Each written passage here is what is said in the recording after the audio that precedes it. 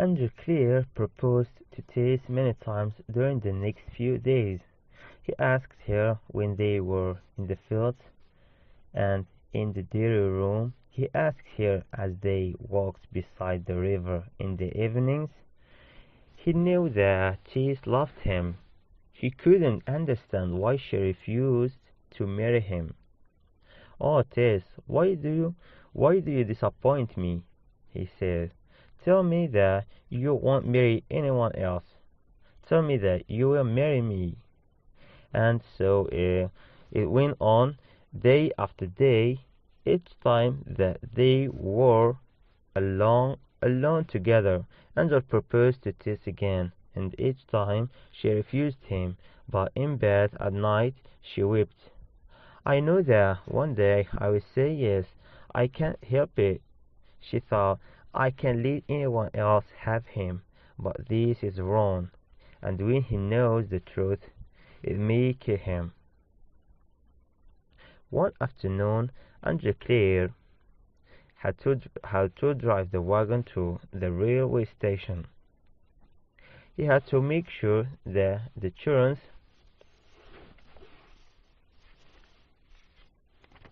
he had to make sure that the churns of the milk were put on the train to London. He asked Tess to go with him, and she agreed. The sky was dark and it was raining when Tess and Angel started their journey back to the dairy. Tess moved closer to Angel, and they covered themselves with a large piece of cloth. "Your heart belongs to me, Tess," he said. "You love me. You know that this is true. So why won't you marry me?" "I have something to tell you," she said. "It's something about my past life." "Then tell me, my darling," he said. "I was born in Marlot and I grew up there," said Tess. "But I am—" "Yes," he said. "I am not a D'Urberville," said Tess. "I am a D'Urberville." "A D'Urberville," said Angel. "Is that all that is worrying you?" "I will not love you less. I will not love you less because you are a D'Urberville." "Dairyman Crick said that you hated all noble families," said Tess. Angel laughed. "Not really. I just think that it is wrong to believe that noble people are more important than anyone else." "Is that your terrible secret? You are a D'Urberville? Well, now I know it, and you have no reason to refuse me. Marry me, and you will take my name and escape from yours." If you marry me, will you be happy? Are you sure about that?" asked Tess. "Yes, dearest, of course," Angel said. Then he dropped the horse's rings, held her and kissed her. "Then yes," she said, "I will marry you," and immediately she began to cry. "Why are you crying?" he asked. "I am happy, but I made a promise to myself. I promised that I would die unmarried," said Tess. "Oh, sometimes I wish that I had never been born." "How can you say that if you truly love me?" said Angel. "But I do love you," she cried, and she threw her arms around him and kissed him on the lips. "There now, do you believe me?" "Yes," he said, smiling, "I believe you." "I must write to my mother," said Tess. "Of course," said Angel. "Where does she live?" "In Marlot, on the northern side of Blackmoreville." "Ah, then I have seen you before." "Yes, at the May dance 4 years ago." 4 years ago. "You wouldn't dance with me," said Tess. "Oh, I hope that isn't bad luck for us now." Tess wrote a letter for her mother, telling her that she was engaged. By the end of the week, Tess received a reply. Dear Tess, I hope that you are well. We are all glad to hear the news about your marriage. Don't say anything to Mr. Clare about your past trouble. It was not it wasn't your fault. Remember your promise to me. Don't tell anyone, ever. We send our love to you and your young man, mother. Sophie didn't talk about her time at Trantridge. She didn't tell Angel about the night at the chase with Alec d'Urberville, and she didn't tell Angel about the baby. She tried to forget the past, but it was not easy. But it wasn't easy. One day she cried out to Angel, "Oh, why didn't you stay at the May dance when I was 16? I wish that I had stayed on that day," he said. "But why do you wish it so strongly?" Tis quickly tried to hide her feelings. "I would have had more years of your love," she said. After this, Tis and Angel were together often. They went for long walks and talks about the future.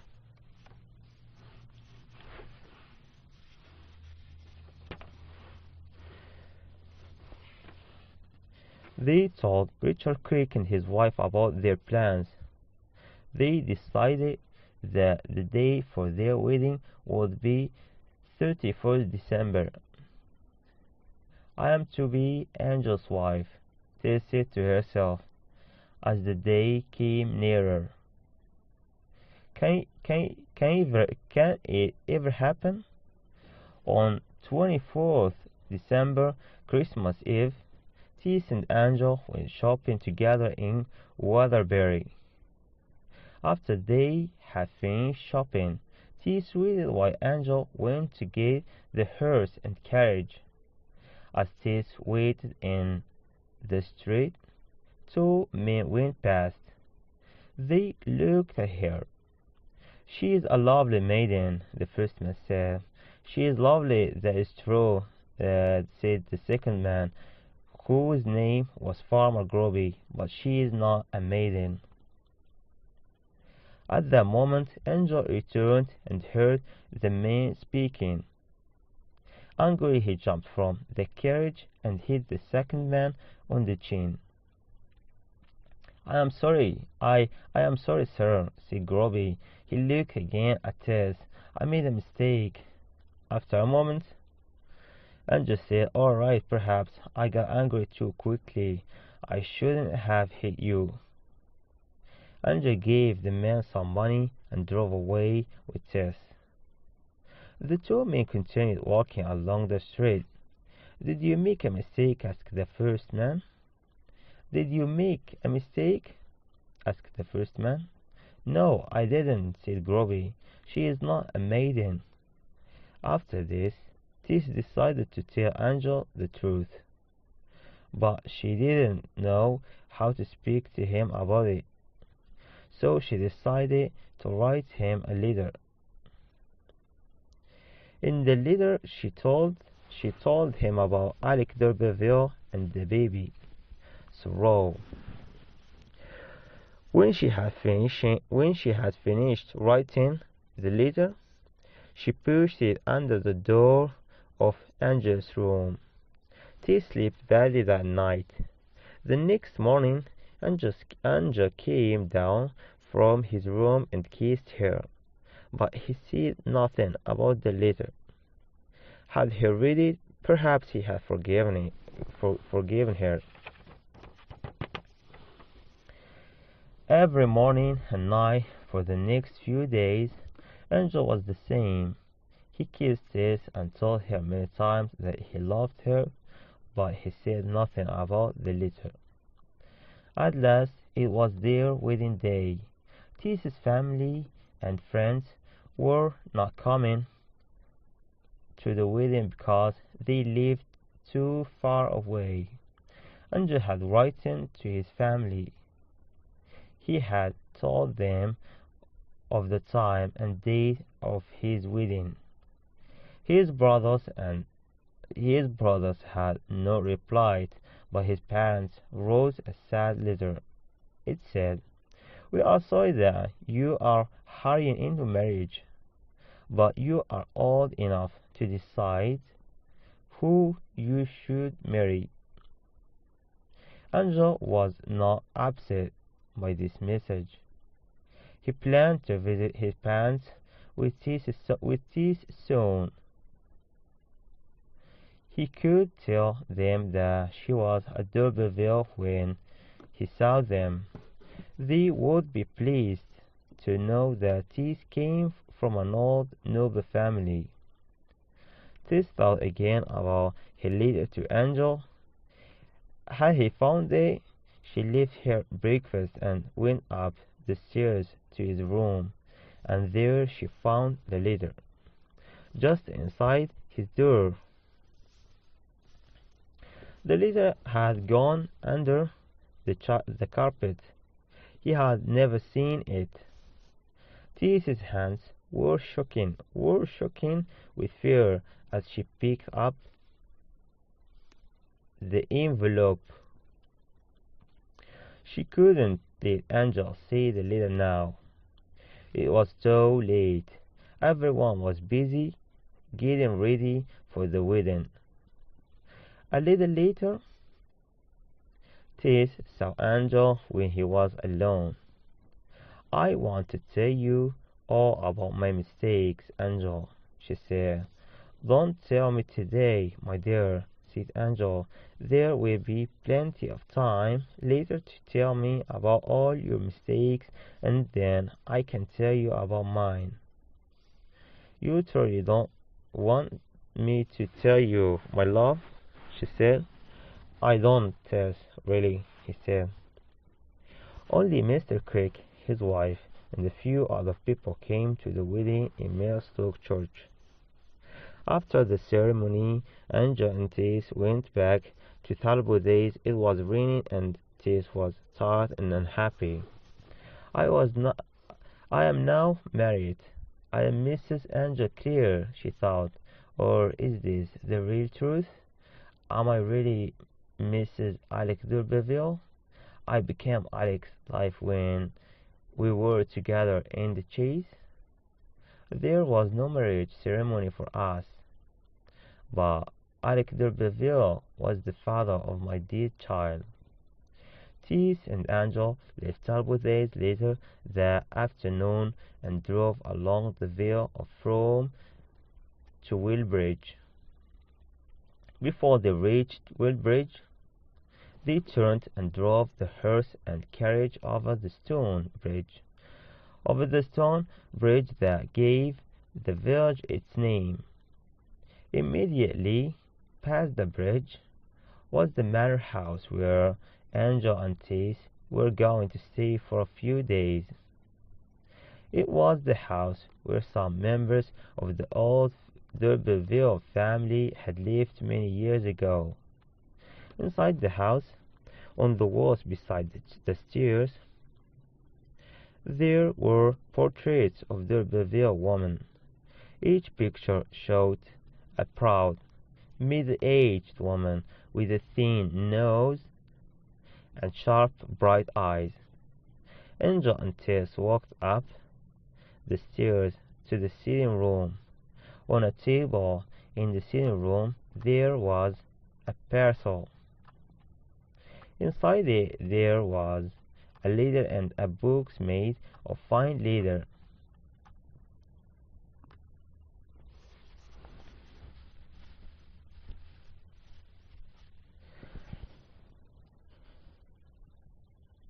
There was a letter and a box made of fine leather. The letter was from Angel's father.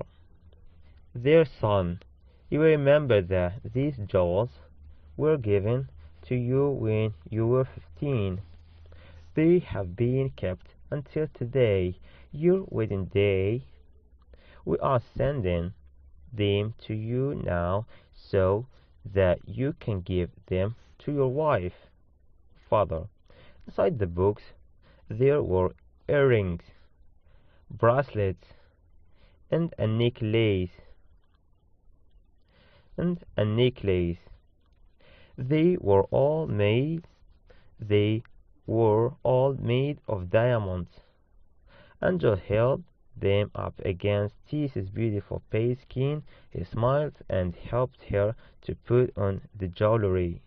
Tess's great blue eyes and the bright diamonds shone in the light of the candles. "How beautiful you are," he whispered, and he kissed her. After Tess and Angel had eaten supper, Jonathan, Jonathan Kyle, a dairyman from Tabothes, arrived with their luggage. "I'm sorry that I am late, Mr. Clare," Jonathan said, "but something terrible happened after you left. Reddy Peddle tried to drown herself." "Oh!" cried Tess. Reddy and Maria went to drink at Silver Ann's before they returned home, said Jonathan. Later, someone found Reddy in the river, but she wasn't dead. Another person found Marian sleeping in a field. "And Ease?" asked Tess. "What happened to Ease Hute?" "Ease is at the dairy, but she is very unhappy," said Jonathan. Then he said goodbye and left the house. Tess went into the bedroom and lit the fire while Angel brought the luggage into the room. Outside it was raining and the evening was cold. "I am sorry that you had to hear the sad story about the girls," he said. Tess didn't reply. She watched the bright flames in the fireplace. "They are innocent girls who only want to be loved," Tess thought. "I have Angel's love, but I am not innocent. It was wrong to me to take Angel's love and say nothing. I must tell Angel everything. I must tell him the truth about my life." Angel held Tess's hand and looked into her eyes. "This morning we both want to talk about our mistakes," he said suddenly. "Perhaps now is the time for me to tell you my mistake. I want you to forgive me." "Angel, I am sure that I will forgive you," said Tess. "When I was in London a few years ago, I met a woman, a stranger," said Angel. "I stayed with her for 2 days and I made love to her. But then I realized that the relationship was very wrong, and I came home. I have never done anything like that again. Do you forgive me, Tess?" "Oh, Angel, I am glad that you have told me this," said Tess, "because I have made a mistake and now you can forgive me." "Then tell me your story," said Angel. "It cannot be a more serious mistake than mine." "No," she said happily, "it isn't more serious than yours." Tess sat by the fire, held Angel's hand, and told him the story of her life at the Slopes. She told Angel about her meeting with Alec d'Urberville and what happened on the chase. As she spoke, the light from the fire threw Tess's shadow high up onto the wall of the bedroom.